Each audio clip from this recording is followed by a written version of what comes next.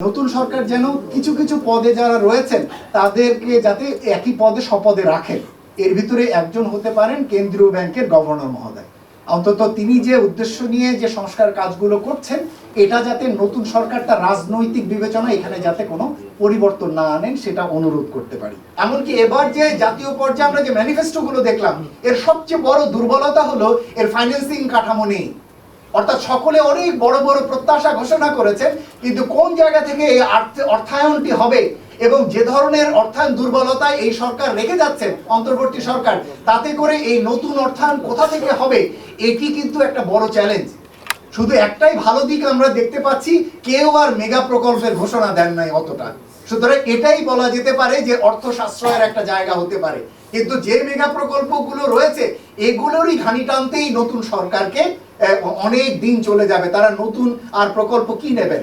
অর্থাৎ এই যে সামাজিক খাতে বা পরিবেশ খাতে তারা যে প্রকল্প নেবেন, সেটাও তাদের জন্য একটা কঠিন বিষয় হয়ে দাঁড়াবে বলে আমরা মনে করি। আমরা মনে করি নির্বাচনী এলাকার সমাধান সেক্রেটারিয়েট থেকে হওয়া উচিত না। আমরা মনে করি নির্বাচনী এলাকার সমাধান নির্বাচিত এলাকার প্রতিনিধির মাধ্যমে হওয়া উচিত। আমরা মনে করি যে নির্বাচিত যারা প্রতিনিধি রয়েছেন ইউনিয়ন পরিষদে, উপজেলায় এবং এমপি, তারাই স্থানীয় সমস্ত ধরনের যে সমস্ত চ্যালেঞ্জ, এগুলোতে তারা মুখ্য ভূমিকা রাখবেন। সরকারের মন্ত্রণালয় বিভাগগুলো তারা তাদেরকে সহায়তা করবেন এবং সেজন্য আমরা মনে করি যে স্থানীয় সরকার কাঠামোকে শক্তিশালী করা, তার মাধ্যমেই এই সবুজায়ন সম্ভব। আমরা আবার বলছি, বিকেন্দ্রায়ন ছাড়া বাংলাদেশে আগামী দিনে সবুজ অর্থনীতি, সবুজ সমাজ, এটা ইমপ্লিমেন্টেশন অসম্ভব। অন্তর্ভুক্তিমূলক নয়, এই কথাটি আগেও বলেছিলাম। দেখুন, সাম্প্রতিককালে অনেকগুলো জরিপ হয়েছে এবং সেই জরিপগুলোর দিকে যদি তাকান তাহলে দেখবেন যে প্রায় প্রত্যেকটি জরিপে বলা হচ্ছে যে যে পতিত দলটি, সেই পতিত দলের ভোটই এবার ডিসিসিভ ফ্যাক্টর হবে। এই যে কথাটি পতিত দলের ভোটই ডিসিসিভ ফ্যাক্টর হবে, এটা দিয়ে যেটা বোঝা যায় যে একটা বৃহদাংশের ভোটারকে তার চাহিদা মতো তাকে ভোট করতে দেওয়ার সুযোগ দেওয়া হচ্ছে না। সুতরাং আমাদের কাছে এই জায়গাটি মনে হয় যে একটা বড় অংশের ভোটার এবার আসলে তাদের ভোট দেবার ক্ষেত্রে তাদের যে প্রার্থী চয়েস করার সুযোগ, সেটা কিছুটা হলেও তারা ক্ষুণ্ণ হবে সেই জায়গাটিতে। তো সেটা আমাদের কাছে মনে হয় যে ইনক্লুসিভ ভোটিং এর যে জায়গা বলে থাকি, ভোটারদের জায়গা থেকে সেটা কিছুটা হলেও সেটা পূর্ণ হচ্ছে না। এটা এখান থেকে আমরা আমাদের কাছে মনে হয়। অর্থনীতি ভঙ্গুরতার জন্য প্রথম যেটি বলা দরকার, এই সরকার আসলে দায়ী না। প্রথম কথা, এই সরকার বরঞ্চ ভঙ্গুর অর্থনীতি থেকে উত্তরণের কাজটি নিয়েছিল। আমরা প্রত্যাশা করেছিলাম যে এই 1.5 বছর সময়কালের ভিতরে উত্তরণের কাজটি প্রায় তারা শেষ করে ফেলতে পারবে। দুর্ভাগ্যবশত যেটি হয়েছে, আমার দেখা মতে মনে হয়েছে যে এই সরকার অর্থনৈতিক রিফর্মকে তাদের মূল এজেন্ডা হিসেবে কখনোই নেননি। তাদের মূল এজেন্ডা আসলে অন্যান্য বিষয়গুলো ছিল, যেটা তারা বলেও থাকে।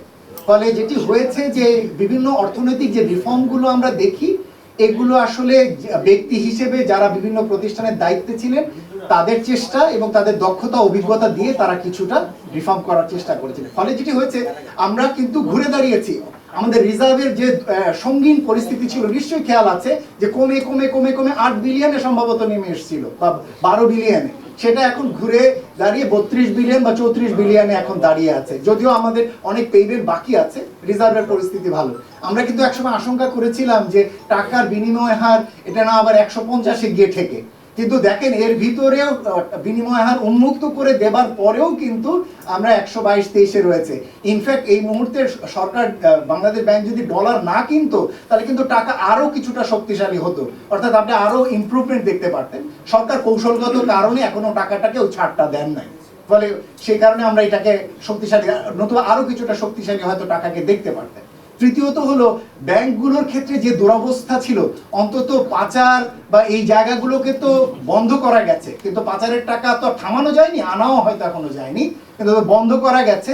এমনকি মার্জার অ্যাকুইজিশনের মতো একটা গুরুত্বপূর্ণ দায়িত্ব বিভিন্ন চাপের মধ্যেও কেন্দ্রীয় ব্যাংকের গভর্নর এগিয়ে নিচ্ছেন। আমি মনে করি যে এটি যদি সাকসেসফুল হয়, তাহলে আরো অনেক দুর্বল ব্যাংক এগুলো মার্জ করার প্রয়োজন আছে। আমি তো মনে করি যে আরো অনেক ব্যাংক বন্ধ করারও সুযোগ আছে। নতুন সরকারকে বরঞ্চ একটা অনুরোধ করব, ভঙ্গুর অর্থনীতিতে যদি আর না যেতে হয়, তাহলে অন্তত তারা যাতে আর নতুন কোনো ব্যাংক না দেন। তারা যাতে নতুন কোনো পাওয়ার প্ল্যান্ট, ফসিল ফুয়েল পাওয়ার প্ল্যান্টের দিকে তারা যাতে আর না যান। এই দুই খাত পূর্ববর্তী সরকারের সময় আমাদের ব্যাংকিং খাতকে এবং এই প্রতিষ্ঠানগুলোকে একেবারে দুর্বল সঙ্গীন করে দিয়েছে, যেটা সামষ্টিক অর্থনীতিতে দুর্বলতা। আমরা একটা অনুরোধ করতে পারি নতুন সরকারকে, যে নতুন সরকার যেন কিছু কিছু পদে যারা রয়েছেন তাদেরকে যাতে একই পদে শপথে রাখেন। এর ভিতরে একজন হতে পারেন কেন্দ্রীয় ব্যাংকের গভর্নর মহোদয়। অন্তত তিনি যে উদ্দেশ্য নিয়ে যে সংস্কার কাজগুলো করছেন, এটা যাতে নতুন সরকার তার রাজনৈতিক বিবেচনা এখানে যাতে কোনো পরিবর্তন না আনেন, সেটা অনুরোধ করতে পারি।